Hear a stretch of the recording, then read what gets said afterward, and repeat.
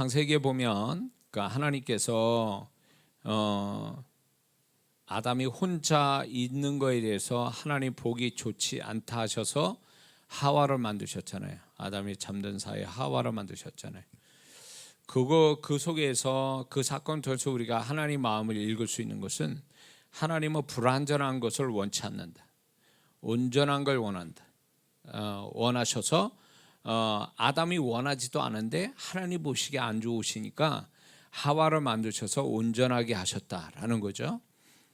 그것뿐만 아니라 하나님이 세상을 창조하신 모습을 6일 동안 창조하신 내용들을 보면 우리가 다 알지만 그 내용들이 결국 세상을 지금의 이 세상을 완벽한 세상을 만드시기 위해서 누가 원하지도 않았지만 그분이 보시기에 좋은 모습이 되도록 완벽하게 채워 두셨잖아요. 이 땅의 모든 것들 믿습니까? 그런 걸 창조하신 그 하나님이 완벽하게 창조하셔서 7일째에서 안식하셨잖아요. 이 모습에서 우리가 하나님 마음을 읽을 수 있는 것은 하나님 보시기에 좋았더라. 하나님 보시기에 좋았더라. 완벽하게 하나님 마음에 드셨다는 얘기죠.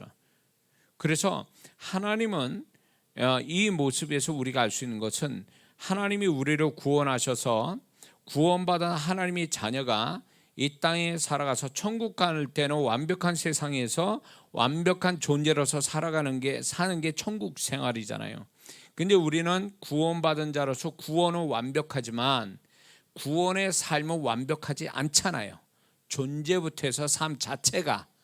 그러니까 하나님은 이 부분에 대해서 안타까움을 가지셔서 존재로 완전케 하시기 위해서 우리를 다루고 가시는 거고, 동시에 또 우리의 삶도 하나님 보시기에 좋았더라 하시는 그런 모습으로 바꾸어 주시려고 우리의 삶을 다루어 가시고 이끌어 가시는 겁니다. 믿습니까? 그래서 하나님은 우리가 뭔가 모자라고 부족하고 안 되고 잘못되고 이런 것들에 대해서 그분이 이런 걸 좋아하시지 않는다라는 거예요. 우리도 안 좋아하지만 그분은 더 안 좋아하신다는 거죠. 왜? 하나님의 자녀이기 때문에. 그렇기 때문에 부모 마음으로 볼 때 자식이 뭔가 좀 부모보다 더 잘 살기를 바라는 게 부모 마음이거든요. 근데 부모가 부모의 입장에서 자식이 부모보다 더 형편없이 사는 거 좋아할 부모는 없거든요. 그러니까 부모가 능력만 되면 자식이 좀 이렇게 잘 살 수 있도록 도와주는 일은 부모로서 당연한 거잖아요. 이 부모 마음이 하나님 아버지의 마음이라는 거죠. 그래서 구원받은 성도들을 하나님이 어떻게든지 모자라고 안 되고 부족하고 잘못된 것들을 고치셔서 존재와 삶 이런 걸 완벽하게 해서 하나님 보시기에 좋았더라 하는 이 상태로 계속 살다가 천국 오기를 원하셔서 이 땅에서 우리에게 계속 역사하신다는 거, 우리는 이걸 믿어야 될 줄 믿습니다.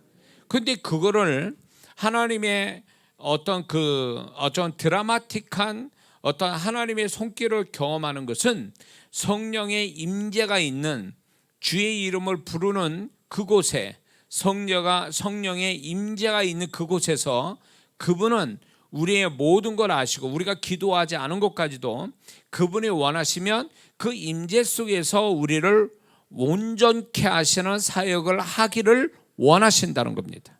믿습니까? 그런데 그분은 우리에게 시간이 걸려서 우리를 온전케 하시는 완벽한 축복을 주시기도 원하시지만 시간이 걸리는 것이 아니더라도 성령의 임재가 있는 현장에 순간적으로 그분이 일하셔서 우리를 온전케 하시는 또 다른 측면의 하나님의 손길이 있다는 걸 우리는 믿어야 될 줄 믿습니다. 복음서에 나오는 그 사람들이 수십 년 동안 심지어는 38년 된 병자도 그분의 한순간에 한마디로 그 38년에서 해방되게 하시잖아요. 혈루증인은 12년 동안 혈루증 알아서 정말 괴로움을 당했지만 믿음을 통해서 그 여인이 순식간에 주님의 능력이 흘러가서 해결받잖아요. 그러니까 그분은 시간이 길게 가서 해결해 주시는 것도 온전케 하시는 것도 있지만 그분의 어떤 임재 속에 그분이 임하시는 곳에서는 순간적으로 그분이 역사하시는 그분의 어떤 손길도 있다라면 우리는 그분을 경험하는, 그분을 사모해서 그분이 그런 우리에게 그런 역사를 주시기를 사모하는 자가 되어야 될 줄 믿습니다. 그런데 지난입니까? 그걸 우리가 이제 왜 성령께서 역사하지 못하게 하는, 역사할 수 없게 하는 성도의 문제가 있는 태도가 있다라고 우리가 같이 나누지 않았습니까? 그래서 오늘은 이제 계속된 내용을 얘기를 할 건데, 거듭 말씀드리지만 이 내용은 제가 집회를 오랫동안 한 데서 성도들 모습에서 발견된 거거든요. 그렇기 때문에 이거는 이론이 아닌 거예요. 근데 문제는 또 뭐냐? 저는 이거를 실제로 제가 오랜 시간 집회하는 가운데서 발견된 건데, 그래서 여러분과 함께 나눠서 이렇게 되면 안 된다고 얘기를 하는데도 이거를 발견하기 전까지는 그 성도분들 그런 태도를 하나님께 보이면 안 된다라고 하는 그 태도를 가졌음에도 불구하고 그거를 모른 채 계속 그런 식으로 헛수고하는 어떤 신앙의 모습을 가진 성도들이 여전히 있다라는 거예요. 그래서 이거를 제가 얘기하는 이유는 그런 모습이 자기가 무지해서 모르고 있다면 지금 제가 얘기하는 걸 통해서 자기 모습을 발견해서 고치라고, 그래서 그분이 주의 이름 부른 곳에 성령의 임재가 있는 곳에 주님이 원하는 기적을 나타내실 수밖에 없는 올바른 성도의 태도를 가지라는 의미에서 이 말씀을 나누는 겁니다. 이해가 되시죠? 그러니까 지금 이제 계속 얘기되는 것들에 대해서 여러분들이 솔직해져야 돼요. 아, 내가 그랬어 라고 한다면 그것 때문에 성령님이 역사할 수 없게 내가 막았다라는 뜻이 되는 거거든요. 그러니까 이거는 죄의 문제가 아니에요. 죄의 문제가 아니라 선하고 악함의 문제가 아니라 이거는 태도의 문제인 거거든요. 신앙은 태도의 문제에서 태도에서 갈려지는 거거든요. 누구는 태도를 통해서 기적을 보는가 하며 어떤 사람은 잘못된 태도 때문에 하나님이 그를 축복할 수 없게 만드는, 이거는 태도의 문제지 선악의 문제가 아니라는 거예요. 근데 오늘날 문제는 뭐냐면 이 태도가 분명치 않은 성도들이 많다라는 게 제가 여지껏 수많은 영혼들을 만나는 데서 경험된 겁니다. 그러니까 너무 안타까운 거죠. 신앙생활 나름대로 하려고 하는데 태도가 불량이야. 태도가 불량이니까 그분의 역사가 안 나타나는 거예요.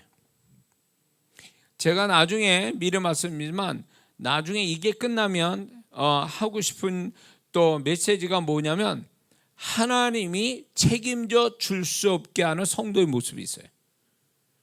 이것도 수많은 성도분들의 수많은 이야기 속에서 공통돼서 나온 이야기예요. 하나님이 책임져 줄 수 없는 성도가 있어요. 우리는 흔히 이렇게 생각해요. 성도분들이 잘못 생각하는 게 뭐냐면 하나님은 나를 다 책임져 주셔야 된다. 구원해 주셨으니 구원해 주신 하나님이 나를 천국 갈 때까지 책임져 주셔야 된다라는 이 생각을 가지고 있어요. 내가 뭔 짓을 해도 하나님 날 책임주셔야 돼. 이게 잘못된 생각이라는 거죠. 이거는 사단이 주는 생각이에요. 잘못된 혼적인 생각이에요. 그리고 이제 내 마음대로 해도 그분은 나를 책임져 주셔야 된다. 이런 어떤 생각들이 결국은 하나님이 책임져 줄 수 없는 사람이 돼서 나중에 당황하거든요. 당황한다고. 분명히 나는, 근데 또 하나가 뭐냐면 자기가 선한 동기로 선택하고 결정하면 하나님은 다 책임져 주셔야 된다 라는 이 생각을 갖고 있어요. 성도분들이. 이게 얼마나 잘못된 생각인지 아셔야 돼요. 내 선한 뜻이 하나님 뜻보다 앞서고 그 자기의 선한 뜻으로 움직여버리면, 만약에 그 선한 뜻이 하나님 뜻이 아니면 그 사람은 그 선한 자기의 뜻을 가지고 선택하고 결정한 것은 자기가 다, 그 뒷감당은 자기가 다 해야 되는 거예요.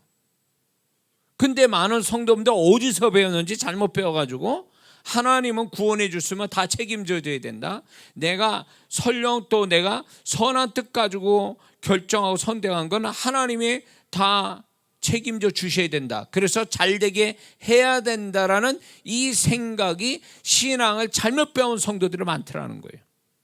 그리고 나중에 막 엄청난 잘못된 결과를 가지고 그걸 하나님 앞에 하소연하는데, 꼭 하나님이 자기 책임져 주시지 않아서 내가 이 꼴 모양으로 이런 모습으로 되어졌다라고 하면서 이제 하나님 책임으로 돌리는 성도들이 있거든요.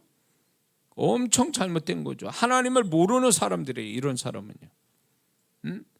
그러면 그 하나님은 이렇게 얘기해요. 내가 언제 그렇게 하라고 그랬더냐. 예수 믿고 우리가 구원받은 다음에 물론 그분이 나를 은혜를 주시고 그분의 손길은 있지만, 문제는 뭐냐면 그분이 역사할 수 없게, 그분이 책임져 줄 수 없게 하는 성도의 문제가 있다는 거예요. 그거는 하나님이 책임 안 지시는 게 아니라 책임질 수 없게 한다는 거예요. 이 부분은 나중에 제가 따로 말씀을 나눌 겁니다. 뭐 이게 오늘 이 목요일날 할지 주일날 할지 모르겠지만 그런 부분이 있어요. 그러니까 성도분들이 하나님을 알아가는데 뭔가 잘못 배워가지고 엄청난 그 하나의 잘못된 신앙의 생각이 자기 인생을 망칠 수도 있다는 거예요. 그래서 하나님이 역사를 안 하시는 게 아니라, 성령님이 나한테 기적을 안 베푸시는 게 아니라 역사할 수 없게 만드는 우리의 문제가 있는데, 그게 결국 내 책임이라는 거죠. 하나님 책임이 아닌 거예요. 성령님의 책임이 아니라는 거예요. 그분이 책임져 줄 수 없게 만드는 우리의 잘못된 태도가 문제인 거예요. 하나님은 하나 문제가 없어요. 그래서 신앙생활 잘하는 사람의 모습은 뭐냐? 여러 모습이 있지만 그 중에 하나가 뭐냐면, 가면 갈수록 하나님 앞에서 자기가 잘못된 거를 계속 발견하는 성도. 처음에는 예수 믿고 구원받은 다음에 신앙생활 할 때 이 사람은 혼이 거듭나지 않았어요. 영은 거듭나서 구원받았지만 그 사람의 혼, 다시 말해서 지정의, 생각과 감정과 의지가 거듭나지 않은 상태다 보니까 그 상태를 가지고 신앙생활을 하는 거죠. 그러니까 여지껏 세상 속에서 세상 문화의, 세상의 어떤 상식을 가지고 신앙생활을 할 때에 말씀하고 다른 자기 모습을 아직 발견을 못하는 거죠. 발견을 못하니까 신앙생활 할 때, 처음 할 때는 자기 여지껏 가져온 그 생각 가지고 살아가는 거거든요. 그러면서 자충우도 신앙생활 하면서 말씀을 배우고 하나님을 배워가고 이렇게 하면서, 아, 이게 내가 비교하면서 내가 잘못됐구나, 내가 이걸 고쳐야 되겠구나, 이걸 회개해야 되겠구나, 이런 식으로 가는 게 신앙생활의 정상적인 과정이거든요. 믿습니까? 그래서 신앙생활이 좋아진다는 얘기는 자기가 기존에 가졌던 것들이 다 깨지고 하나님이 바라시는 지정의를 갖게 되는 거죠. 혼적인 것. 하나님 바라는 나의 인생을 이끌어가는 앞에 서 있는 지정의가 하나님의 뜻대로 조금씩 변화되어 가는 것. 그래서 그분과 이렇게 뭔가 소통이 될 만한 어떤 모습으로 바뀌어가는 게 신앙생활 잘하는 거라는 거죠. 근데 오늘날 이게 신앙의 발전이라고 생각하지 않고 여기다 초점을 두는 게 아니라 많은 성도분들이 안 바뀌어요. 신앙생활 했는데도, 말씀을 들었음에도 불구하고 교회 생활 그렇게 하는데도 사람이 안 바뀌어요. 신앙생활을 열심히 해서 교회 생활 열심히 해서 교회 생활은 익숙하고 교회 생활의 기술은 늘었는데 사람 속은 안 바뀌었어. 구원받기 전에 있던 걸 그대로 가지고 교회 생활하는 거예요. 그런 분이 누가 알겠어요? 그 속을 모르니까 목사나 성도분들이 겉만 보고 행동을 하는 거 보면 교회에서 열심을 낸단 말이에요. 그러니까 저분 신앙 좋아 이렇게 얘기하고, 그게 시간이 되면 기술이 늘고 교회 생활 익숙해지면 직분을 준단 말이에요. 집사, 권사, 장로를 준다고요. 근데 우리끼리는 속는 거죠. 그러나 당사자는 알아요. 내가 안 바뀌었다라는 거를. 구원받기 전이나 구원받고 나서도 바뀐 게 없다라는 거, 변화가 없다라는 거예요. 그러니까 이런 성도가 직분을 받고 세월이 갔어도 이 지정의가 안 바뀌니까 변화가 없으니까 이게 나중에 문제가 터지는 거예요. 이게 세상의 어떤 사고방식을 가지고 교회 생활하니까 이거 가지고 싸우기도 하고 이거 가지고 상처도 있고, 그것 때문에 이제 교회로 떠나기도 하고 여러 가지 부작용이 생기는 거죠. 잘못된 모습들이. 그래서 신앙이 좋다라는 게 행위로 열심 내는 게 신앙 좋은 게 아니에요. 우리끼리는 그걸 가지고 인정해 주지만 하나님 보실 때는 그거 가지고 인정하시는 게 아니에요. 그분이 나를 인정할 때는 내 내면이 그전보다 얼마나 달라졌느냐, 이 달라진다라는 기준점이 뭐냐면 하나님이 바라시는 말씀과 그분이 바라시는 대로 내가 그쪽으로 동화되어 가느냐, 그쪽으로 더 가까이 가서 그거에 동화돼서 그게 자기 것인 것처럼 되어져 가느냐가 이게 하나님의 관점이거든요. 그게 되어지지 않는 채 지 성질 나는 대로 하고 있고, 세상 가지고 있는 상식 가지고 교회 생활하고 있고, 세상 어떤 자기가 논리를 가지고 교회 생활하고, 철학 가지고 이론 가지고 교회 생활하니까 이런 성도는 행위만 있으면 교회는 인정해 주거든요. 근데 이게 나중에 이제 성도들부터 속았다는 생각 들죠. 왜 저 집사가 저 모양이지?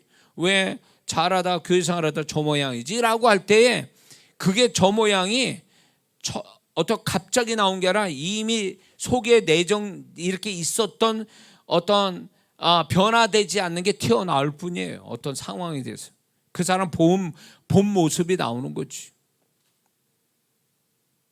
그러니까 본인이 성도들의 칭찬받아서 내가 신앙생활 잘한다는 착각하면 큰일 납니다. 내가 교회 생활 열심히 낸다서 신앙생활 잘한다고 스스로 착각해서도 안 돼요. 신앙생활 잘한다는 것은 그 사람의 존재가, 보이지 않는 그의 존재가 하나님 앞에 계속 이렇게 허물 벗듯이, 뱀이 허물 벗듯이 그 허물을 벗으면서 계속 그분이 바라시는 내면을 계속 조금씩이라도 바뀌어 가는 것, 믿습니까? 이게 신앙생활 잘하는 거고, 하나님이 그런 자를 인정하시고 그런 자를 축복하시는 거지, 겉으로 드러난 것은 그거는 의미가 없어요.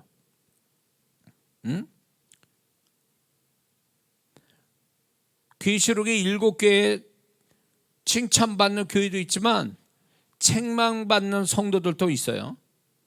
책망받는 성도들이 결국 그 책망이 왜 왔느냐면 그들이 주님으로부터 책망받을 짓을 하는데도 그게 정말로 그게 책망받을 일인지를 몰랐기 때문에 그럴 수도 있어요.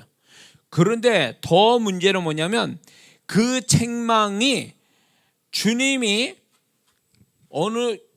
주님이 조급하게 어느 순간에 확 얘기하신 게 아니라 두고 보다가 끝에 가서 얘기하신 거예요. 이 얘기는요. 그 7교회가 설립이 되면서 나타난 그 즉시로 나타난 거 가지고 평가하신 게 아니란 말이에요. 주님이 오랫동안 지켜보신 끝에서 얘기하신 거예요. 그러면 책망을 받았다는 얘기는 결국 그들은 그 책망을 받는다는 것조차도 주님과 소통이 안 되니까 책망받을 것을 몰랐다는 얘기지. 그리고 두 번째는 그들이 책망받지 않도록 내면을 변화시키는 것에 실패했다는 얘기예요. 그러니까 책망을 받은 거지. 그러니까 책망을 받는다라는 그 자체가 주님의 책망하시는 그것보다 더 심각한 문제는 책망거리인지도 모르고 그 짓을 했다는 거와 책망을 받지 않도록 그동안 계속 자신을 주님과 초점 맞춰서 주님이 바라는 존재로 바뀌어가는데 열심을 내지 않았다라는 게 문제인 거예요. 오늘날 이 계시록에 나타난 주님의 그 말씀, 주님의 음성, 주님의 그 마음이 오늘날에 그대로 우리에게 나타내 주고 계시는 거예요. 우리가 주님도 이렇게 하신다는 거예요. 칭찬이 있고 책망이 있다라는 거예요. 근데 우리가 정말로 책망받지 않을 만큼의 계속 내 수준에서 계속 변화시켜 가느냐는 거예요. 계속 변화시켜 간다면 주님은 책망하시지 않고 격려를 하실 거라는 거예요. 격려하면서 권고를 하시지 책망하시지는 않는다라는 거예요. 책망하신다는 얘기는 이들이 책망을 받을 만한 자격이 책망받을 어떤 책망받아야 돼 마땅할 사람이기 때문에 그런 거예요. 분명히 고칠 수도 있는데 안 고치니까 책망으로 간 거지, 고치는 수준까지, 주님이 원하는 수준까지 가지 못하는 신앙이었다면 권고하고 교훈하시지 책망하시지는 않는다는 얘기예요. 책망까지 나왔다라는 것은 결국 이게 책망 다음에 뭐가 온자서 징계예요. 징계 직전에, 징계라는 건 하나님이 작업 들어간다는 얘기거든. 작업 들어가기 직전에 뭐가 오냐면 책망이 있는 거예요. 그러니까 이건 끝에 와 있는 거예요. 그러니까 성도들이 이 책망을, 주님의 책망을 이거를 받을 정도가 되면 심각하게 생각해야 돼요. 왜냐면 이 책망을 올바르게 못 받아, 이게 받아서 고치지 않으면 그 다음부터는 징계가 들어가기 때문에 그런 거예요. 근데 오늘날 성도분들이 이 책망을 들어야 될 성도들의 한둘이 아니거든. 초신자한테 책망하시진 않거든요. 신앙생활을 어느 정도 하는 성도에게 이 책망이 가는 거예요. 네가 분명히 고칠 수도 있는데 네가 안 고쳤지, 뻔뻔하게 안 고쳤지, 알면서 안 하고 있지, 그런 자에게 책망하시는 거예요.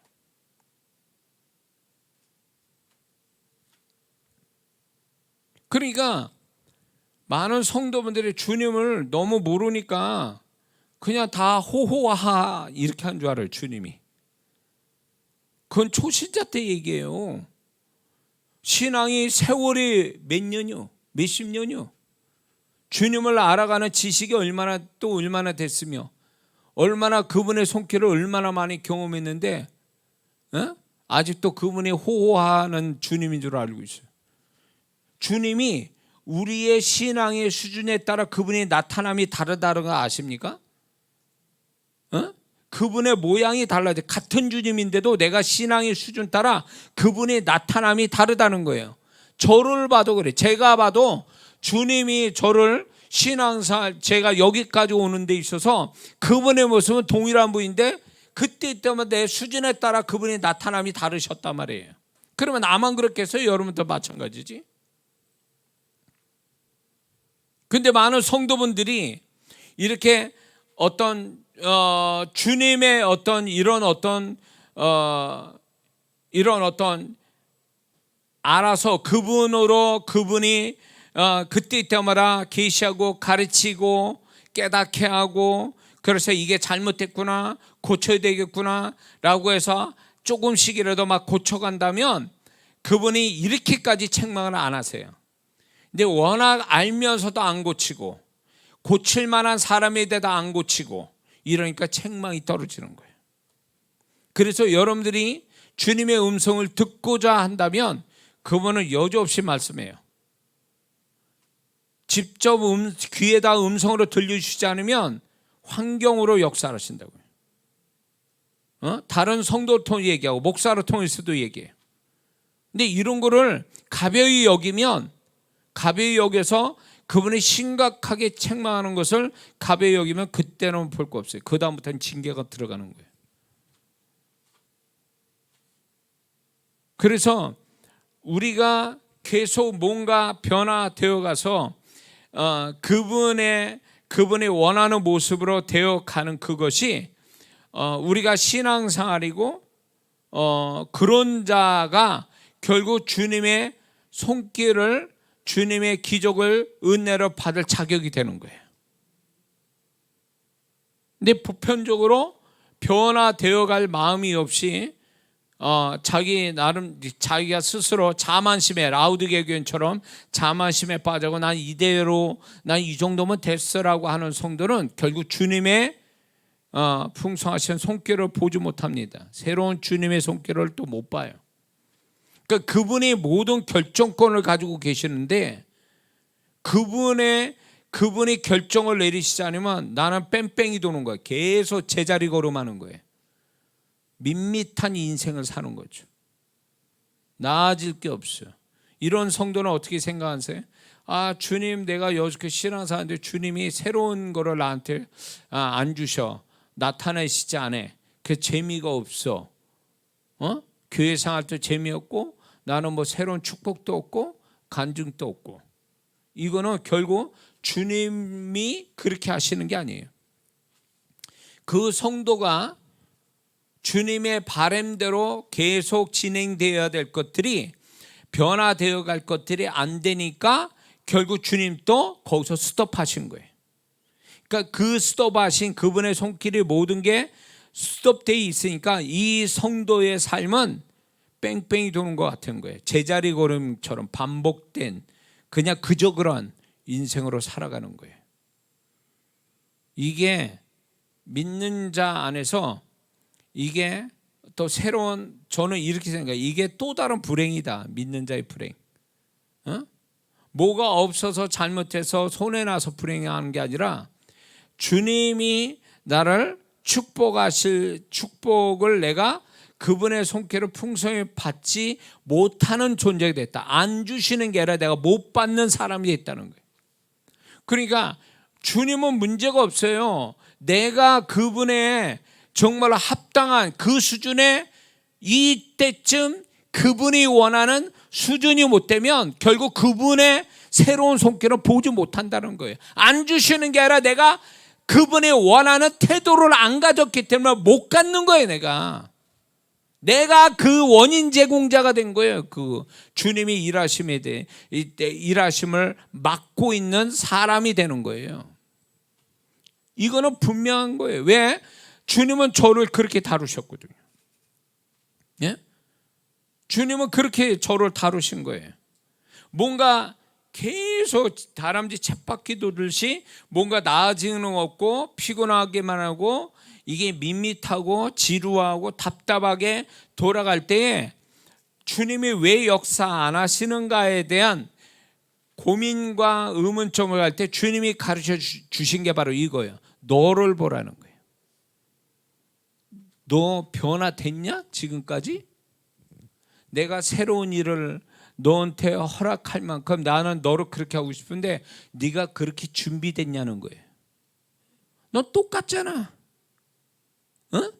몇 달 전이나 몇 1년 전이나 몇 년 전이나 넌 똑같잖아. 지금 또. 그런데 내가 뭘 어떻게 해? 근데 주님은 그런 속에서 내가 계속 야, 너 요 시점에서는 이렇게 변화돼야 돼. 이 시점에서 내가 이런 걸 원해. 이렇게 분명히 계시했는데도 내가 모르거나 아니면 내가 의도적으로 그런 걸 하는 걸 무시해버리고 가볍게 여겨서 지나치는 것들, 그런 것들이 결국은 그때는 아무것도 아닌 것 같은데 그게 결국은 세월이 가는데 그게 돌파구가 되고 하나님의 어떤 손길을, 새로운 손길을 보게 하는 나의 어떤 하나님 바랬던 태도를 갖는 어떤 계기가 됐어야 되는데 나는 그렇지 못했다라는 거예요. 가볍게 이거 지나쳐 버렸다는 거예요. 잘 들으세요. 주님은 내가 하고 있는 일을만 가지고 역사하신 분이 아니에요. 그분은 나를 먼저 들여다보시고 그분이 원하는 수준이 되어질 때에 나의 관계된 것들을 손대기 시작하시는 거예요. 믿습니까? 근데 내가 그분의 마음이 안 들고 그분이 바라는 어떤 모습이 없는 상태에서 나하고 관계된 걸 역사하신다? 그런 사람이 있으면 나와보라 그래요. 어? 나하고 관계된 걸 나와 상관없이 역사하신다? 이건 귀신이 하는 얘기예요.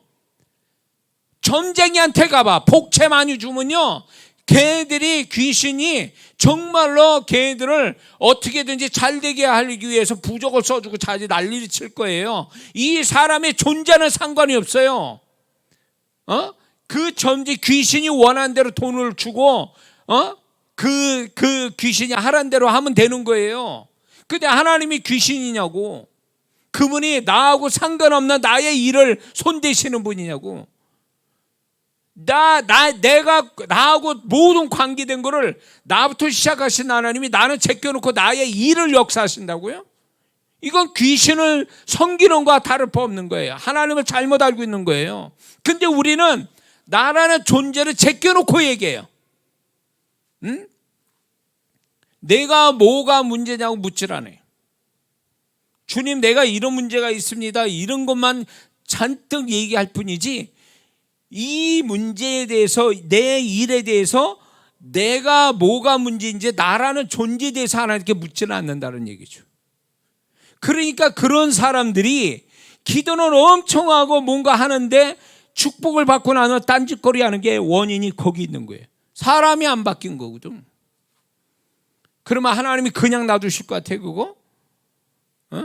하나님을 몰라도 한참 모르는 거죠.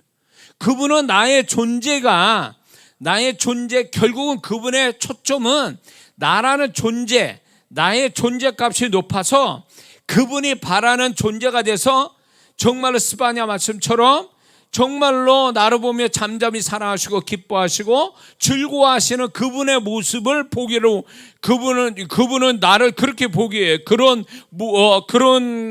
어떤 모습을 주님은 갖기 원하시는 거거든요. 나의 존재에 대해서.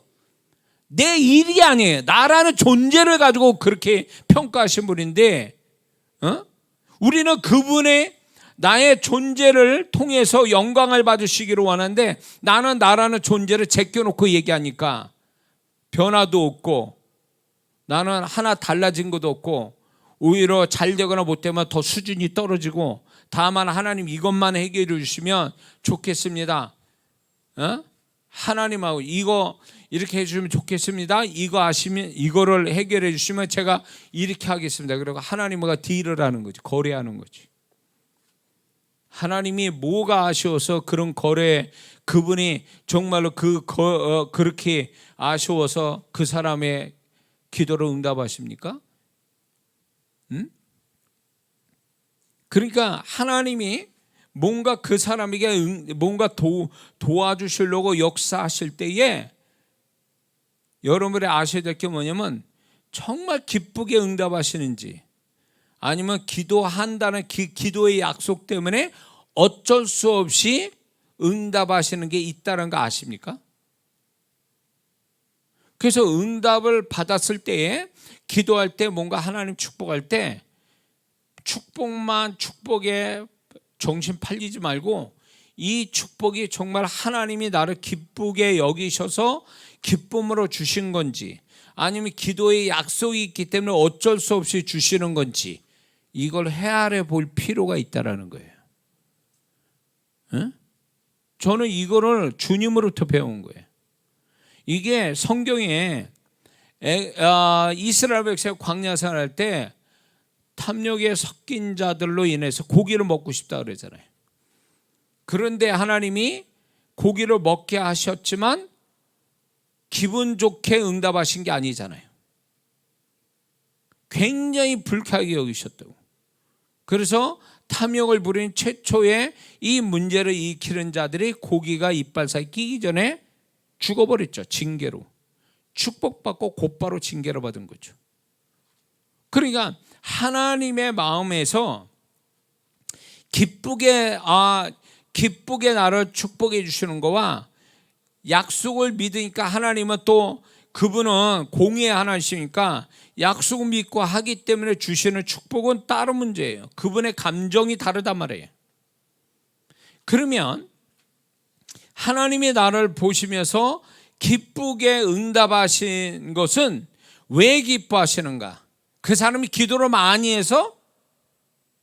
아니에요. 잘못 알고 있는 거예요. 기도를 많이 해서가 아니에요.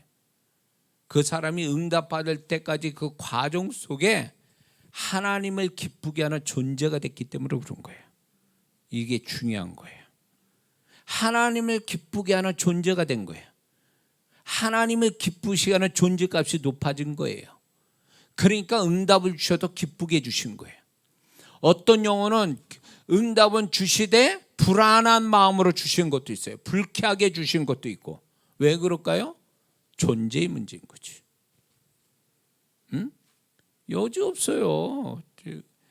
죽으라고 뭐 새벽기도 나오고 뭐 축복받는다니까 뭐 헌금도 엄청 하고 뭐 어쩌고 저쩌고 이렇게 해서 됐어. 근데 보니까 그 다음은 완전히 뭐 딴 사람이 된 거예요. 화장실 들어갈 때와 나올 때 다르더니 사람이 달라진 거예요. 이 사람 오래 못 가면 돼. 이 축복이 나중에 화가 될 수 있어요. 그러니까 너무 하나님 몰라도 너무 모르고 사람이 이렇게 얄팍할 수 있는가? 사람이 이렇게 달라질 수 있는가? 그 자기가 축복받아서 손에 줬다 그래서 그게 영원히 자기 것이 되고 자기가 쥐고 있는 줄 알죠? 절대 그렇지 않습니다. 왜 사람이 그런 식으로 살아야 되냐고. 왜 하나님을 그런 식으로 실망시키냐는 거예요. 그러니까 하나님은 우리를요 결과를 가지고 우리를 평가하신 분이 아니에요. 세상은요 결과 가지고 평가하고 합격했구나 축하한다. 공부 열심히 했구나. 이런 식으로 결과 가지고 칭찬하거든요. 근데 하나님은 결과 가지고 칭찬하지 않아요. 과정을 가지고 칭찬하시거든요. 과정을 통해서. 그 과정에서 하나님을 기쁘게 했느냐는 거예요. 그 과정에서 하나님 바라는 모습을 가졌느냐는 거예요. 이게 있으면요 이 사람이 결과가 어떻게 나든 상관없어요. 그 결과는 주님이 책임져 주시게 돼 있어요. 믿습니까? 근데 과정이 엉망이야. 투덜투덜 실망하고 원망하고 이스라엘 백성처럼 원망하고 딴짓거리하고 죄짓고 수준 떨어지게 하고 이러면서 무슨 그게 하나님 앞에 영광의 축복이 되겠냐고. 그러니까 광야 2세대가 왜 광야에서 죽을 수밖에 없어요? 그들은 가나안 땅이 결과라고 생각한다면 광야는 과정일 뿐이에요. 근데 광야라는 과정에서 그들은 다 탈락한 사람이. 그러니까 가나안 땅 못 들어간 결과가 없었던 거지. 이게 굉장히 중요한 이스라엘의 이 애굽에서 광야에서 가나안 땅 가는 이게 엄청난 우리 인생에 중요한 걸 우리에게 계시해 주는 거거든요. 그분의 마음이 나타나는 거거든요. 근데 우리는 그걸 재현하고 있어요. 계속. 광야 1세대 같이. 그러니까 과정에서 그 모양이니까 과정에서 그분의 격려하고 위로하고 힘주시고 그런 걸로 통해서 그 사람이 정말 주님과 가까워지고 존재값이 높아지고 그래서 정말 힘든 것도 힘든 줄 모르고 그분 때문에 그분의 은혜로 손길로 그분의 마음으로 막 그 과정이 은혜스럽고 막 하나님 기쁘게 하고 자기는 또 그분의 손길로서 위로받고 힘을 얻고 막 이래서 결과가 나오면 하나님 또 영광이요 자신도 축복이 되고 이러는데 과정이 그게 없는 거예요. 어두컴컴하고 그리고 죄 짓고 그리고 수준 떨어지게 살고 있고 잃어버리니까 하나님 또 기분 나쁘고 그 사람은 그 사람대로 과정에서 하나 고통스럽게 가는 거죠. 왜 그 하나님을 실감나게 이런 식으로 왜 하나님과 왜 그전에 이렇게 왜 소통하며 살지를 못했냐는 거예요. 그러니까 하나님과 더불어 살아가는 삶, 하나님과 소통하며 살아가는 삶, 이게 교회 생활이라는 신앙생활보다 더 중요한 문제예요. 이게 교회 생활은, 자 생각해 보세요. 교회 생활 일주일에 교회 생활 얼마나 할 것 같습니까?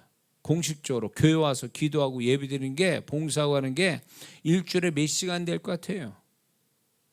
그게 전부가 아니란 말이에요. 교회 생활이 핵심은 될지 몰라도, 신앙의 기본은 될지 몰라도 그게 전부는 아니잖아요. 그 나머지에 교회보다 더 많은 시간을 써야 되고, 더 많은 드라마틱한 자신의 세상 속의 삶이, 여기가 이 중요한 건데, 여기서 그분과 함께 사는 이게 늘 이게 경험이 되거든. 그분과 사는 것이 이게 신앙이거든. 이게 진짜 신앙생활 하는 건데, 이거는 놓치고 가는 거야. 이거를 교회 생활만 잘하면 되는 줄 알아. 어? 교회 바깥에 세상 속에서 살아가는 이 삶에서 하나님과 소통하는 건 하나도 없는 거지. 그래서 교회 나오니까 낯설은 거지. 성경책 드는 게 낯설은 거예요. 교회 오는 자체도 낯설고. 왜 그럴까요? 교회 바깥의 삶에 하나님과 소통하며 살아가는 이 삶을, 이게 일상이 되지 않고 가끔가다 이벤트식으로 하든가, 아니면 아예 잊어버리고 살다가 교회 오니까 그러는 거예요. 그게 잘하는 신앙이냐고. 그러니까 그분이 역사할 수 없게 만드는 거예요, 이게. 그러니까 이것도 문제인데, 이제 그건 나중 얘기고, 정말 하나님이 역사하시겠다고 성령의 임재가 있고, 주의 이름 곳에 부르는 곳에 그 주님이 거기에 계신다고 그랬는데, 그분이 와 계시는데도, 그분의 임재 속에서 역사하시겠다고 와 계시는데도 그분이 역사할 수 없게 만드는 성도의 태도가 있다는 게, 이게 얼마나 이게 억울한 일이고 얼마나 이게 잘못된 거예요. 오늘 성도 그렇단 말이에요. 예를 들어서 하나님이 예배를 통해서 영광 받아요. 주일날 예배를 통해서 영광 받는데, 주일날 시큰둥하게 와가지고 앉아가지고 말이에요, 졸고나 있고 딴 생각, 그 무슨 예배냐고 그게. 그러니까 역사할 수 없게 만드는 거예요. 역사할 수 없게. 다른 사람은 기적 같은 일을 경험해서 간증 올렸는데, 자기는 지겨운 예배를 드리고 있는데, 이 차이가 어마어마한 거죠.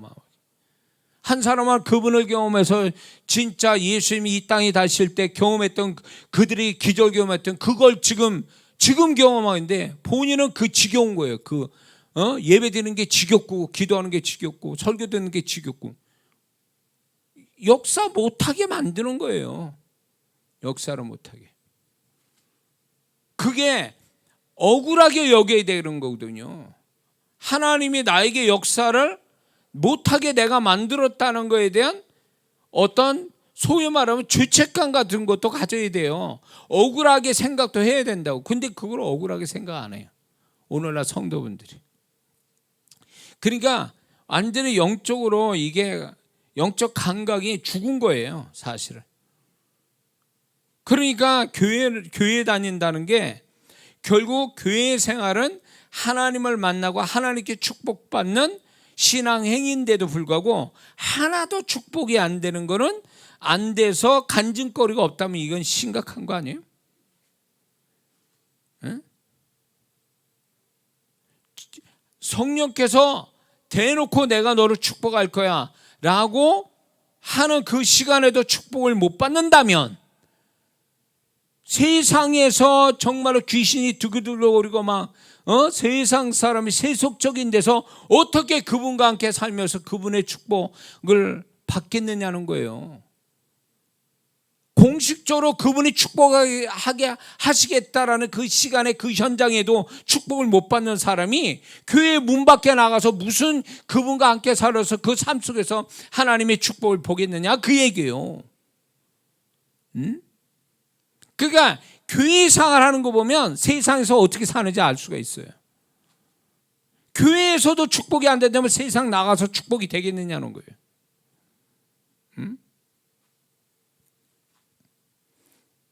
이거는 책망이 아니라 주님의 안타까움이고, 그리고 그것이 정말 주님의 안타까움뿐만 아니라 어떤 면에서는 책망하시는 게 아니라 너무 이런 부분에 무지하고 무감각하는 성도에 대해서 막 진짜 깨어나라고 그냥 막 소리치는 것 같은 느낌을 받는 거예요. 주님의 마음을 제가 살펴볼 때. 소자에게 냉수 한 그릇 주시는 것도 보시고 상을 주시는 그분인데, 우리는 그보다 더한 일을 하는데 왜 우리는 그분을 경험 못하고 간증이 없느냐, 그 얘기지. 이게 문제인 거지, 신앙이. 그냥 시간 돼서 왔습니까? 그러니까 드려야 되니까 그냥 의무적으로 형식적으로 하는 겁니까? 이렇게 되면 이 사람은 제일 불쌍한 사람 되는 거예요. 하나님이 역사하지, 성령께서 역사하지 못하게 만들어 자기 스스로 그렇게 막고 있다는 것 자체를 모르고 있다면 이게 얼마나 슬픈 일이에요. 얼마나 억울한 일이고. 그래서 이 이야기 지금 하는 거예요, 지금. 성령께서 대놓고 축복하겠다라고 하는 그 시간에도 자기 스스로가 축복받지 못하게 만드는 만드는 사람이라면 말할 거 없어요. 교회 바깥에 나가면 더 말할 것도 없어요. 하나님은 약속을 지키십니다. 먹고 마시고 기본적인 건 지켜주세요.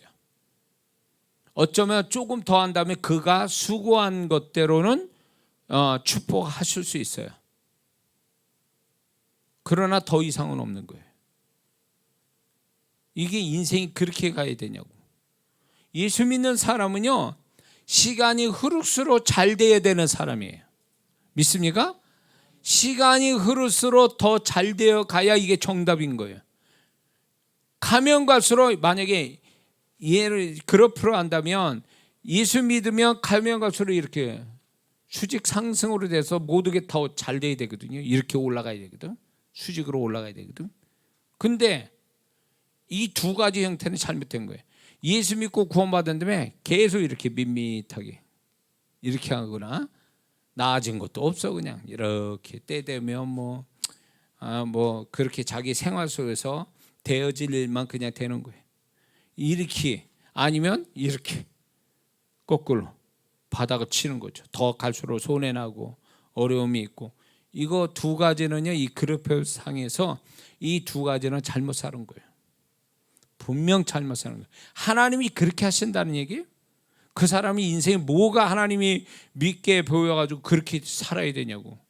그건 아니에요.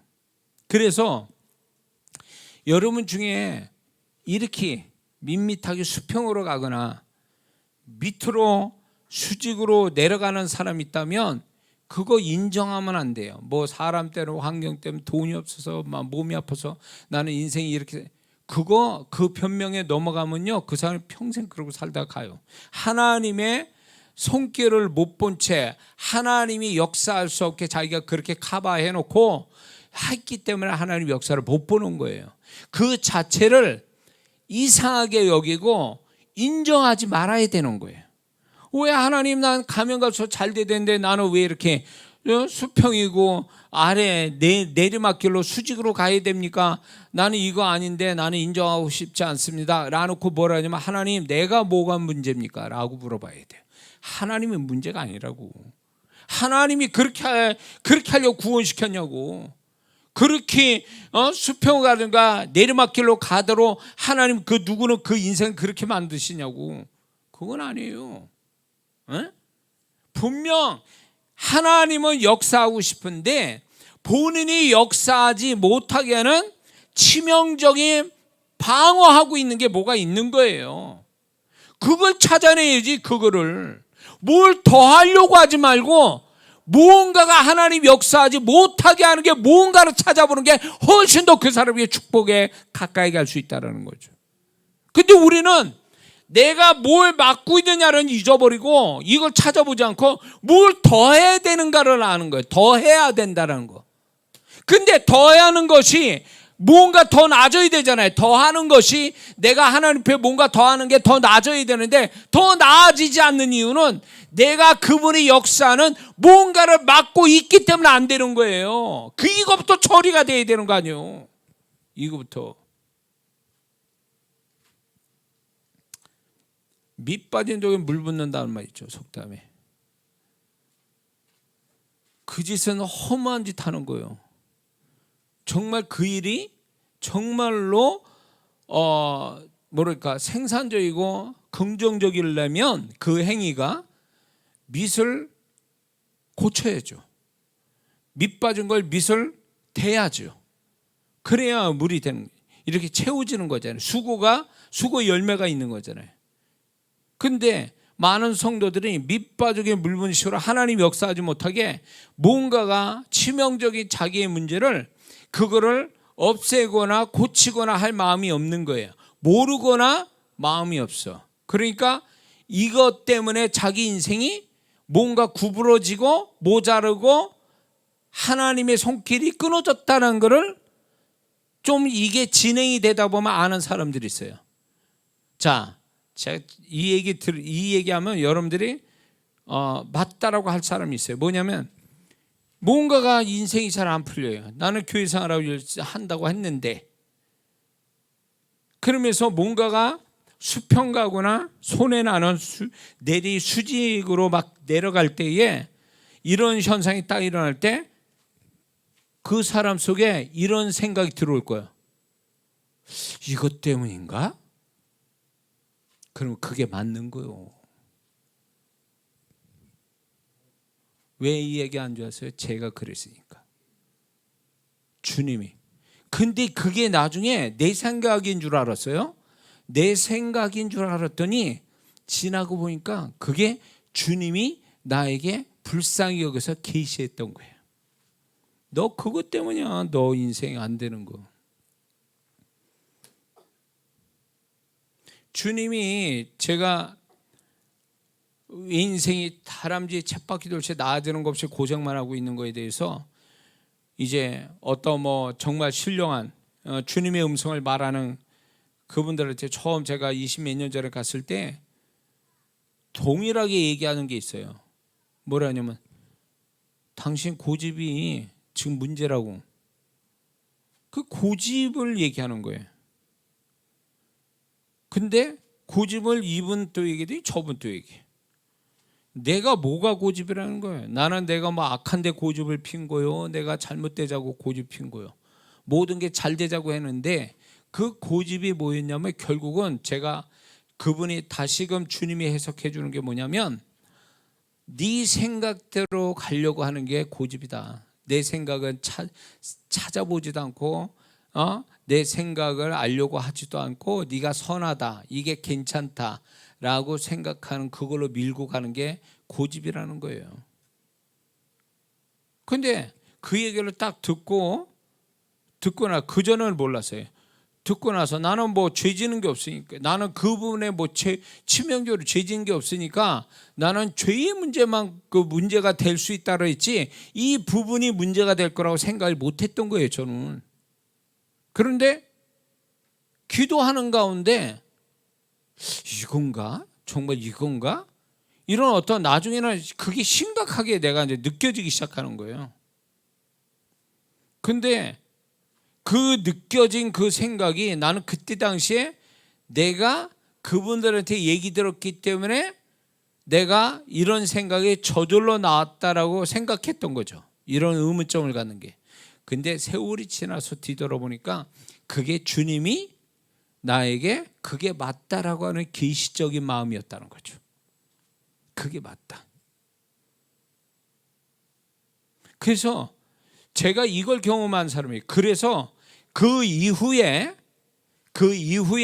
제가 살아가면서도 뭔가 벽에 부딪혀서 계속 제자리 걸음 같은, 나아지지 않고 뭔가 문제 생기면요, 그때 와서 주님께 묻기도 하고 묵상하면서 나를 들여다보거든요. 나를 들여다보면 뭐가 나? 이건가? 부담스럽고 껄끄럽고 뭔가 좀 그분 앞에 숨기고 싶고 부끄럽고 수치스럽고 이건가? 이렇게 생각될 때 있어요. 그러면 그거를 다 일일이 주님께 묻고 이게 맞는지 틀린지 기도 속에서 그분과 소통하면서 그게 맞는지 틀린지를 가려내는 일을 하는 게 제 일이었어요, 그때. 근데 그게 틀리지 않았다라는 거예요. 틀리지 않았다라는 거예요. 그런데 제가 이거를 주님으로부터 배운 다음에 성도분들을 가만히 보니까 얘기를 하는데 문제를 얘기했는데 자기를 얘기를 안 해요. 자기에 관한 일만 얘기해. 어떤 사람을 얘기하고 어떤 상황을 얘기하고 어떤 일을 얘기하지 자기를 얘기를 안 하더라, 그 얘기예요. 적어도 목사 앞에 왔을 때는 주님에게 제가 주님이 아니더라도 주님께 얘기한다는 그런 마음으로 얘기를 한다면 솔직하게 자기 얘기도 해야 되는 거 아니에요? 근데 자기 얘기는 안 해. 그러다 보니까 이 문제의 핵심은 그 사람인데 그 사람이 자기를 빼놓고 얘기하니까 이게 해결이 안 되는 거예요. 이게 답이 안 나오는 얘기를 하고 있는 거예요. 응? 이분은 분명히 주님 앞에서 자기를 아주 심각하게 하나님 앞에 이렇게 된 원인이 내 안에서 어떤 그 부분 때문에 주님이 역사할 수 있고 도와주실 수 있는데 내 안에 어떤 그것이 주님의 일하심을 막고 있는 나 자신의 어떤 이 치명적인 무엇 때문에 이렇게 되는 거 아니냐고 주님께 물어봐야 이게 문제 해결의 시작점이 되는데 이걸 안 물었다라는 거예요. 이걸 심각하게 생각 안 하더라는 거예요. 그러면 이 문제를 해결해서 하나님을 그냥 이용하는 거예요. 이용하는 거지. 그런 성도가 나중에 잘 되거나 이러면 사람 달라지게 돼 있어요. 자기를 고칠 마음이 없이 고칠 생각 안 하고 이렇게 가는 성도는요 틀림없어요. 왜 그런지 아세요? 인간은 부패한 죄성을 타고냈고 죄성을 가지고 있어요. 타락한 죄성을 가지고 있어서 그 타락한 죄성은 적당한 환경과 상황이 생기면 그 타락한 본성이 나오거든. 어려울 때는 울고 짜고 겸손해지지만 상황이 좋아지고 나아지면요 그거 없어요. 왜? 타락한 본성이 작동하기 때문에. 그래서 제가 주님이 주신 말씀도 있지만 항상 얘기가 잘 될 때 조심하라고 얘기해요. 잘 될 때. 잘 될 때 잘하는 사람이 정말 잘하는 사람이거든요. 근데 잘 될 때 잘못하는 사람은 바로 이런 과정이 자기를 들여다보거나 고치거나 과정 속에 하나님 기쁘거나 이런 게 없는 사람이었기 때문에 그런 거예요. 틀림없어요. 제가 이 얘기가 어떤 이론이 누구 얘기를 하는 겁니까? 제 얘기하는 거예요. 제가 경험한 얘기를 지금 여러분과 함께 나눠지는 거죠. 공감하는 분들이 있을 거예요. 에? 저같이 이렇게 성령 사역을 하고 한순간에 막 순식간에 우리가 생각지 않는 기적이 순식간에 일어나는 이런 집회, 또 저를 그렇게 알고 참여 이렇게 오시는 분들이 제가 이렇게 요령으로 어떤 즉흥적으로 뭔가 하나님이 역사하는 이런 거를 순간적으로 뭔가 얻기 위해서 하는 이런 성도분들의 가까이다 눈에 보일 때마다 제가 그런 게 아니라고, 하나님 앞에 그런 식으로 하면 안 된다고 제가 메시지를 이렇게 전하는 이유가 있는 거예요. 그 성도는 안 되고 혹 된다 해도 이 사람은 다시 그 축복이 화가 될 수 있어요. 이 모든 게 하나님 눈앞에서 하나님이 모든 걸 판단하시고 결정하시는 거거든요. 판단하시고 결정하신다는 거예요. 우리 인생이 내 마음대로 내 열심으로 모든 게 된다라고 하는 위험한, 이게 뭔지 아세요? 이게 교회 안에 있어요. 내가 착하면, 내가 열심히 내면 다 된다? 그러면 하나님은 어디가 있는 거예요? 하나님은 무조건 이렇게 생각해요. 하나님은 무조건 내가 죄 짓는 게 아니면 다 서포트해야 된다, 도와줘야 된다. 이게 신종 우상이라는 거 아세요?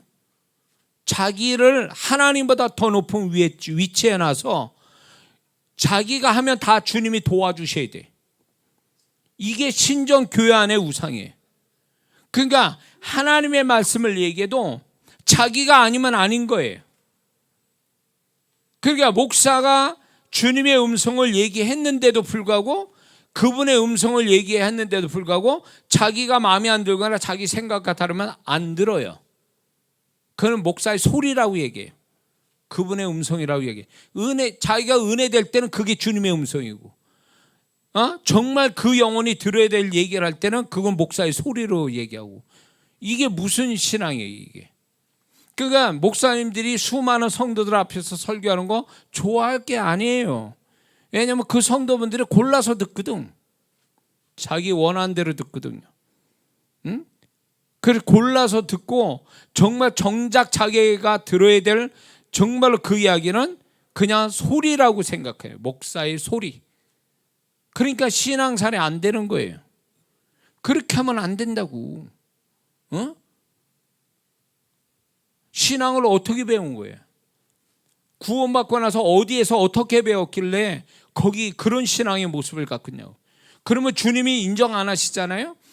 주님이 역사할 수 없게 만든 그 성도라면 좀 더 진전이 된다면 주님이 그를 인정하지 않는다라는 얘기예요. 그분이 인정하지 않는다면 이젠 축복이 뭐가 아무것도 없어지는 거예요.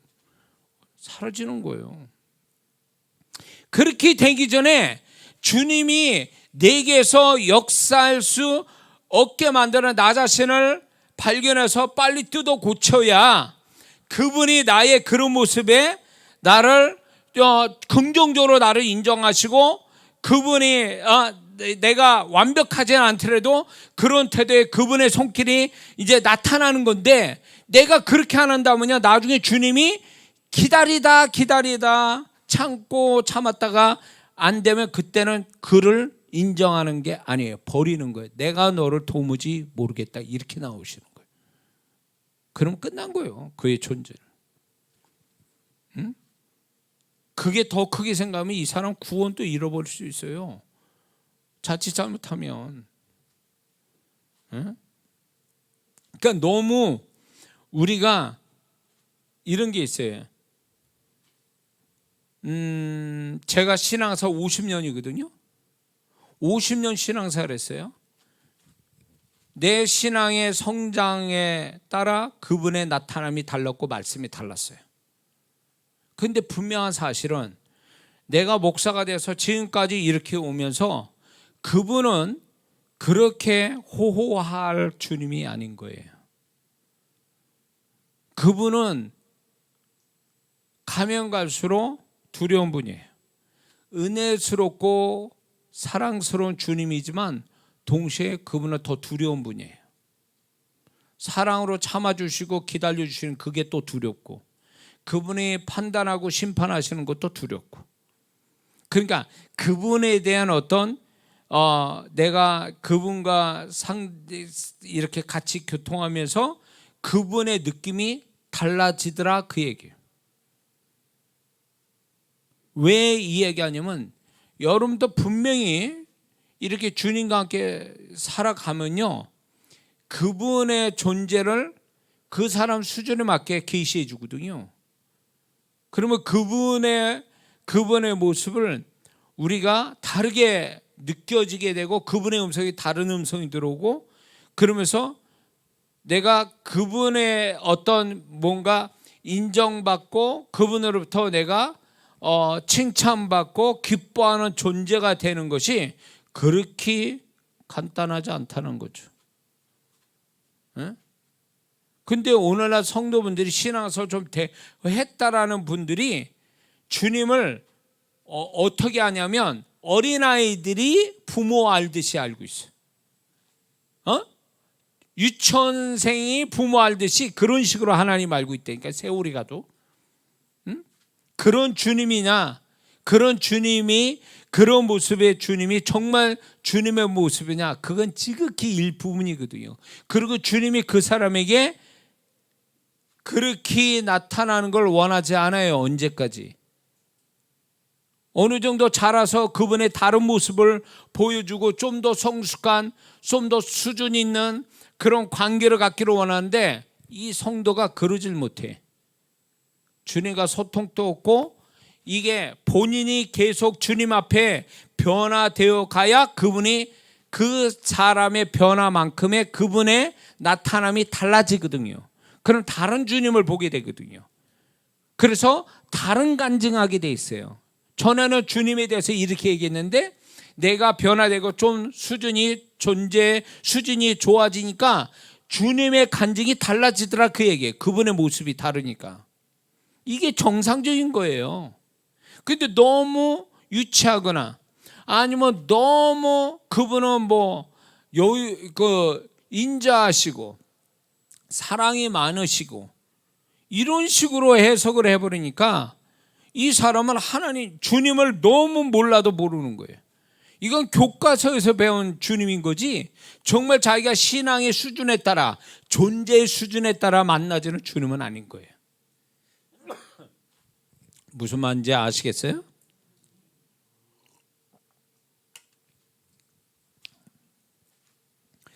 자, 그래서 주님이 내가 도무지 널 모르겠다, 몰라서 모르신다는 얘기가 아니잖아요. 근데 그게요 처음부터 그렇게 냉정하게 하시진 않아요. 그분은 내게서 처음 제가 얘기했지만 그분은요 마음껏 구원까지 주신 분이 뭔들 은사를 안 주시겠느냐, 선물을 안 주시겠냐, 주시고 싶은데 이 사람이 막고 있는 거예요. 그걸 계속 막고 있다 보면 주님은 네가 나를 그렇게 대하니? 그러면 심은 대로 거두는 거예요. 주님도 그렇게 하는 거예요. 그 사람한테. 응? 어떤 성도님은 주님을 뜨겁게 사랑해요. 제가 본 어떤 그 집사님이 있는데 그분은 주님을 정말로 그 마음에서 주님 가까이 사는 것 같은, 그분 이야기만 들으면 주님이 그냥 느껴질 정도로 얘기를 잘해요. 주님에 대해서. 그러니까 뭐냐면 그분은 그런 식으로 하니까 일상에서, 그래서 그분과 얘기를 나누면 시간 가는 줄 모르고 거기서 은혜도 받고 내가 또 배워요. 그분한테 한 수를 배우는데 그분이 주님을 그렇게 상대하니까 이분은요 주님을 세밀하게 볼 뿐만 아니라 주님이 세밀하게 자기를 다루고 계신 걸 그걸 아는 분이에요. 주님과 그런 소통을 갖는 사람이니까. 그러니까 제가 그랬어요.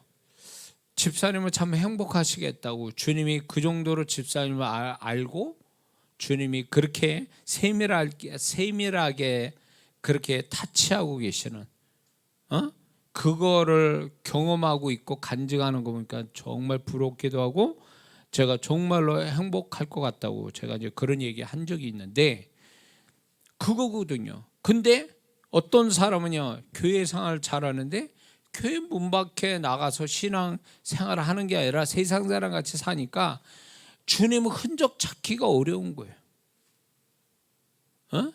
간증하려면 억지로 그냥 일주일 동안 주님과 함께 사는 걸 얘기하랬더니 그냥 없어가지고 억지로 떠올리면서 하나 만드는 거지. 어떻게 이게 신앙이겠냐고. 그 정도로 주님을 볼 수 없고 느낄 수 없고 알 수 없을 정도면 이건 세상 사람 같은 사람 아니냐 말이지. 그러니까 주님이 그런 식으로 하니까 주님의 나타남이 풍성하지 못하는 거예요. 응? 근데 성령님이 역사하시겠다고 아주 대놓고 역사하시겠다는데도 거기서 주님이 역사할 수 없는 태도를 가지고 있다면 정말 이거는 슬픈 거예요. 정말로 주님이 원하지 않는 모습을 갖고 있는 거죠, 성도가.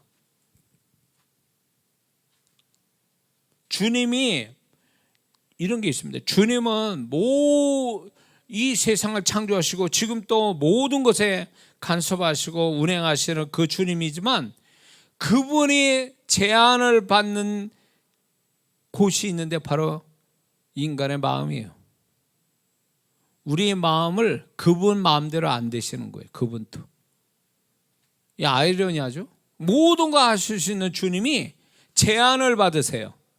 할 수가 없어. 뭐 때문에? 인간의 마음 때문에.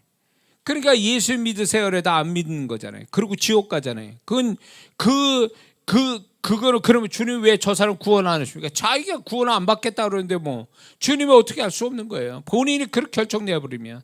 이 원리가요. 그 예수 믿고 구원받은 사람 안에서도 이게 있단 말이에요. 응? 주님이 만나 주시겠다고 축복하신다는데 졸고 있고 하품이나 있고 딴 생각이나 하고 있고 이러면 주님이 어떻게 그 사람한테 역사하냐고요. 우겨 넣습니까? 축복 우겨 넣어서 이렇게 해주십니까? 안 그런 거예요. 왜 신앙생활 그런 식으로 하냐고. 주님을 왜 귀신처럼 생각하느냐고. 본인이 태도가 돼야 뭘 그분이 역사하는데 태도가 불량한데 무슨 주님이 역사해. 그러니까 제한받는 거죠. 그 성도에게 제한을 받는 거예요. 그리고 그 성도는 이상해요. 왜 주님 나한테 역사합니까? 왜 그분이 감동까지 아니더라도 그분이 바라는 태도는 왜 안 갖고 있느냐는 거예요. 그러니까 자기를 돌아봐야 되는데 우리는 우리 자신을 안 돌아봐요.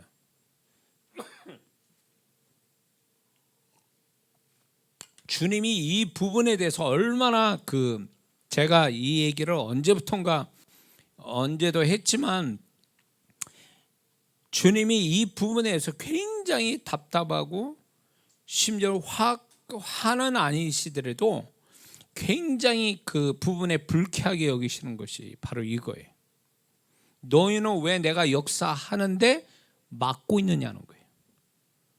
그게 또 하나 주님에게 불쾌감을 드리는 거고 그것이 주님을 무시하는 거라는 걸 몰라요.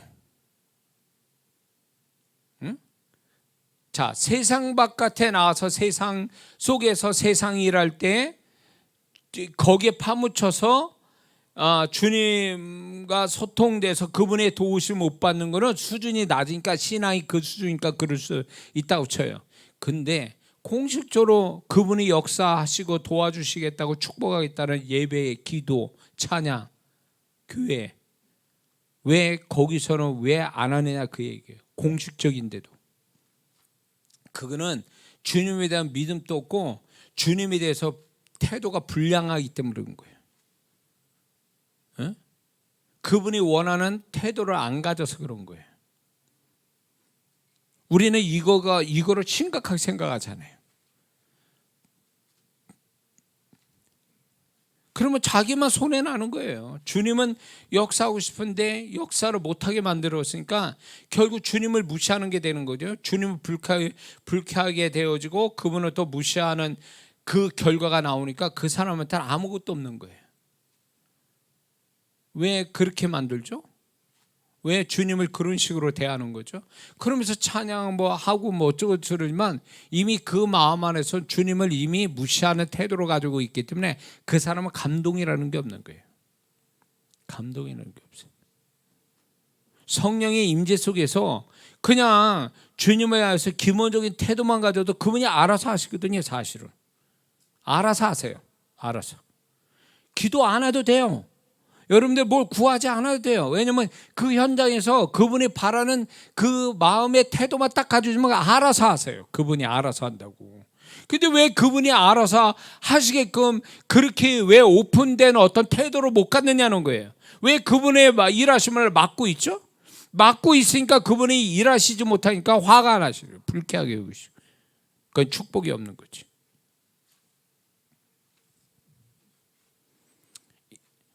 희한하네요. 오늘 내용은 못 들어가고 지금 이제 계속 서론에서만 이걸 얘기하는 거 보면 우리가 신앙사를 너무 잘못하고 있다는 거죠. 왜 신앙사 오래 했는데도 그 오래 한 것만큼의 결과가 없느냐라고 할 때 그분이 문제가 된 게 아니라 내가 태도가 불량해서 그런 거예요. 그분은 양을 원해요. 무슨 많이 하는 거 시간 많이 하고 몸을 써서 많이 이걸 원하는 게 아니라 태도를 요구하는 거예요. 태도. 근데 어떤 태도냐면 마음의 태도예요. 마음의 태도가 그분의 원하는 태도로 가지면 그분이 알아서 내 마음을 보시고 역사하실 텐데 마음의 태도가 불량하니까 그분의 일하심이 없는 거예요. 못 하시는 거예요. 안 하시는 게 아니라. 그러니까 이게 그분이 임하시겠다고 말씀하시고 축복하게 하시겠다고 하는 그 현장에 와 있음에도 불구하고 끝나면 맹숭맹숭하고 아주 쓸쓸하고 허무하고 지겹고 지루하고 답답하고 이런 현상이 일어나는 것은 혼적이 그 사람의 혼의 문제라기보다는 주님을 그 시간에 주님의 타치가 없는 그분의 일하심을 경험하지 못한 데서 혼이 그런 식으로 반발하고 있는 거예요. 혼은 영적인 거에 대립되는 그 영역이 혼이에요. 우리의 타락한 혼, 지정의는 영적인 하나님의 역사에 동조하는 게 아니라 이거를 방해하거나 아니면 대립되게 한단 말이에요. 응? 왜 쉽게 얘기해서 늘 하는 얘기지만 왜 자기가 좋아하는 TV에 아니면 유튜브에 핸드폰에 유튜브를 볼 때 1시간은 금방 가는데 왜 정말 하나님을 기쁘게 해서 축복받는 그런 시간에 그런 영적 행위를 갖는 그때는 왜 그게 지겨워야 되고 힘들어야 되는 얘기예요. 그거는 결국 혼의 증거예요. 혼의 지니까 결국 혼의 태도가 그 모양이니까 하나님이 영광을 받으실 수가 없는 거예요. 하나님이 기뻐할 수 없고 기뻐할 수 없으니까 역사는 못 하시죠. 그러니까 또 그분을 불쾌하게 여기시죠. 그러니까 그 사람은 그분을 역사하지 못하게 하고 끝나버리게 되면 혼이 반발을 일으켜요. 예를 들어서 이런 거예요. 예배 드릴 때는 그냥 이렇게 첫 시간에 좀 시간에 이제 짤막할 때는 그냥 견딜만 해. 근데 시간이 길어지잖아요. 그러면 이제 혼이 반발을 일으키거든요. 지루하다, 지겹다, 졸립다,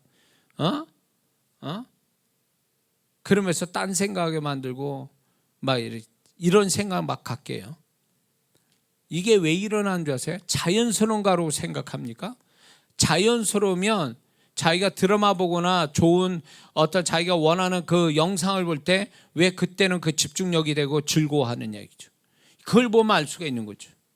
그것은 결국 혼이 그렇게 막 반발을 일으키도록 반발을 일으키는 것을 잠재울 수 있는 그 시간에 하나님을 바라는 태도를 가지고 집중하지 못한 데서 나타나는 거죠.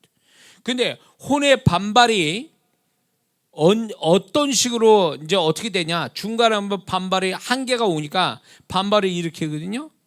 근데 희한한 게 그 영적인 시간들 있잖아요. 예배를 친다면 예배 시간 딱 끝나면 그 혼의 반발이 끝나요.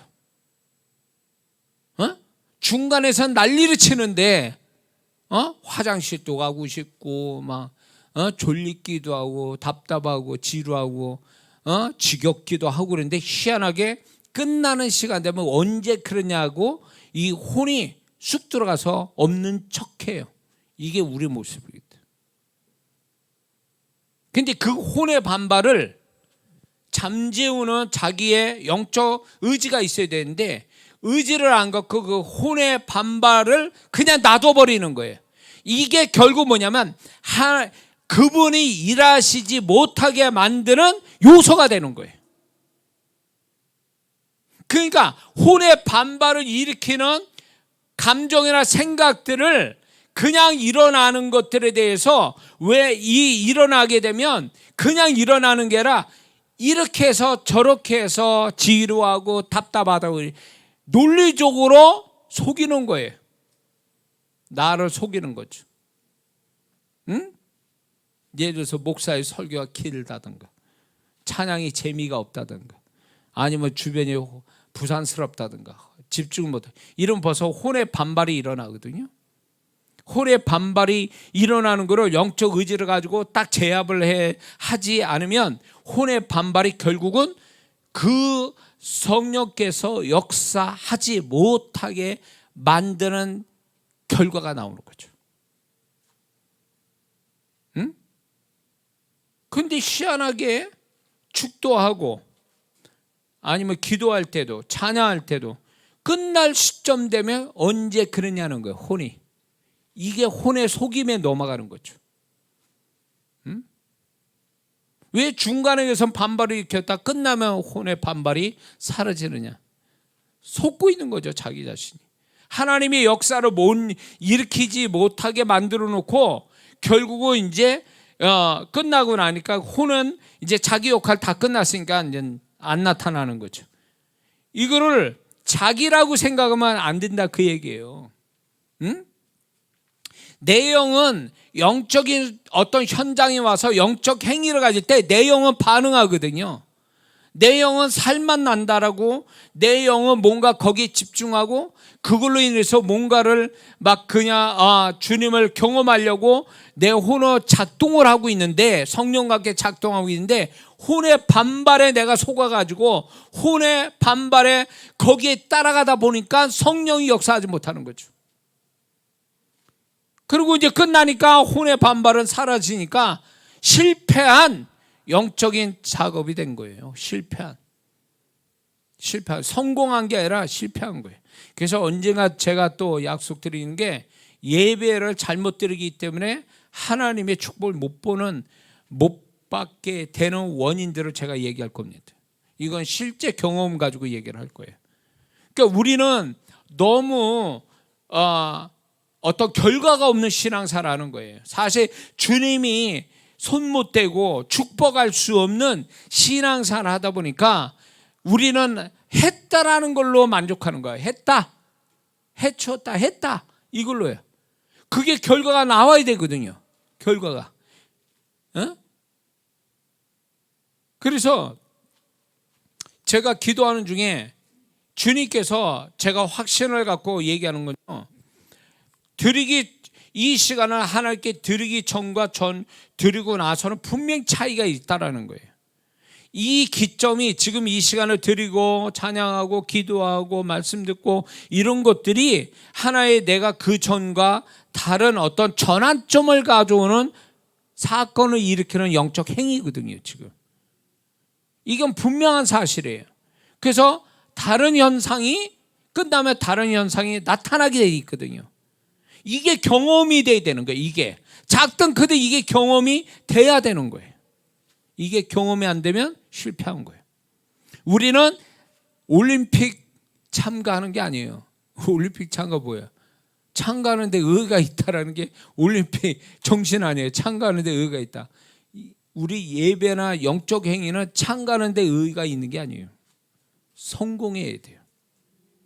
예배를 드리든 기도하든 찬양하든 뭘 하든 간에 봉사하든 그게 하나님 앞에서 인정을 받는 게 성공하는 거거든요. 성공하는 게 되지 않으면 실패한 거거든요. 실패하면 아무것도 없어. 아무것도 없어. 인정을 못 받으면 아무것도 없다라는 거예요. 인정상 하나님이 어떻게 해주는 게 아니란 말이에요. 그분이 아니면 아닌 거예요.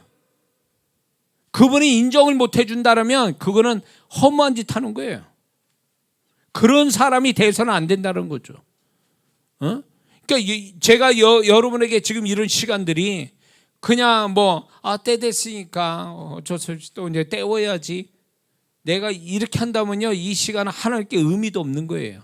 아무런 그분의 역사를 안 해요. 근데 이 시간에 하나님 앞에 영광되고 여러분의 축복이 되기 위해서 많은 시간을 기도하고 준비하고 묵상하고 이런 속에서 이 시간을 주님 앞에 온전히 드려서 이 시간밖에 없다. 지금 이 시간밖에 없고 이 시간이 마지막 시간이라는 생각 가지고 하니까 그분이 기뻐하시는 거죠. 여러분도 어떤 태도로 갔는지 오셨는지 모르겠지만 여러분들은 그냥 시간 됐으니까 가까우니까 이런 식으로 와서 만약에 마음을 전심을 다해서 그분이 원하는 마음의 태도를 가졌다면 다행이지만 그렇지 않다면 지금 헛된 시간, 실패한 시간을 갖고 있는 거예요. 그러면 안 되죠. 어떻게 해서 어떻게 했는데 하나님이 정말 이런 경우가 있잖아요.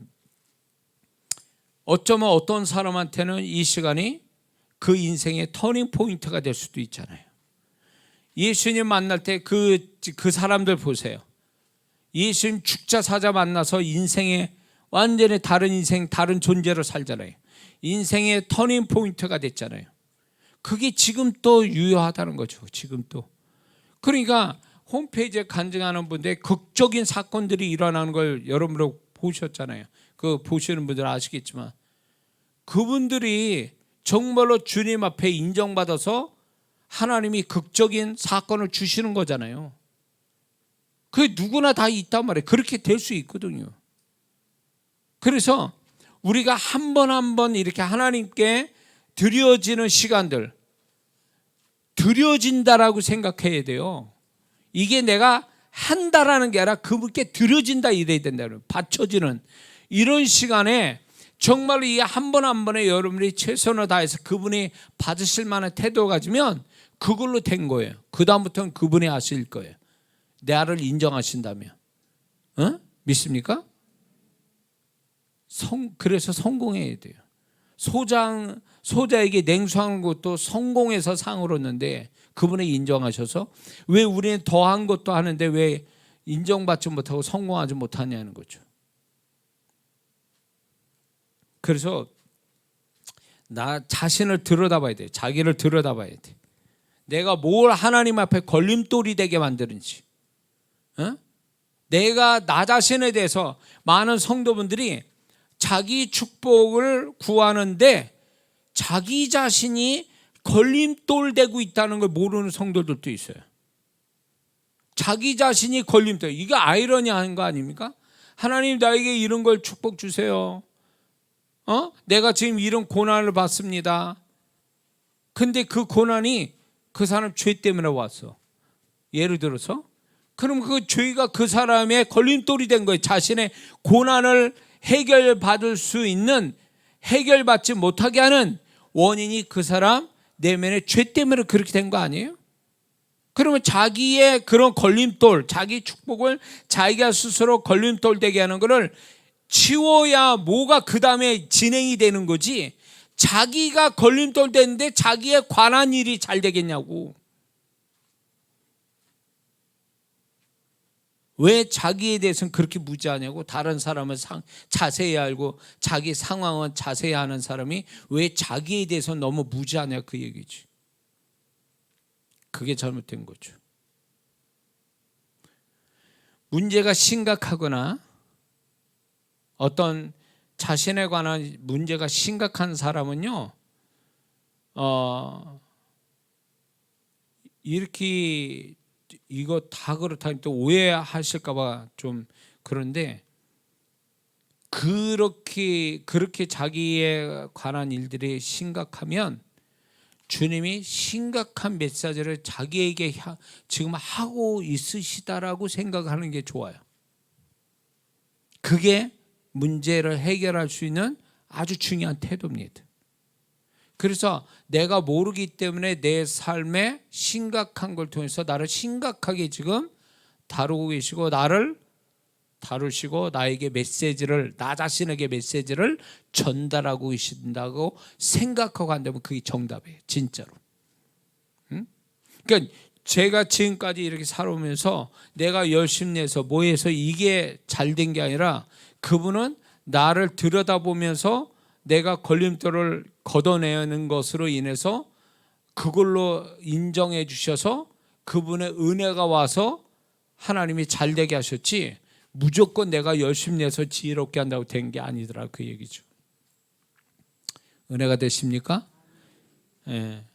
여러분들이 잘 깨달으시고 정말로 주님 앞에 주님이 막힘없이 저 영혼에서 저는 모든 게 걸린 게 없네. 그래서 그분이 마음껏 100% 그분이 해주고 싶은 대로 이렇게 할 수 있는 사람이 복 있는 사람이죠. 그래서 자기 자신의 자기 스스로가 하나님이 역사할 수 없게 만드는 그런 것들을 늘 발견해서 걷어치울 수 있는, 내가 스스로 걷어낼 수 있는 이 정도의 분별력 있는 성도로 살아야 될 줄 믿습니다. 기도하겠습니다.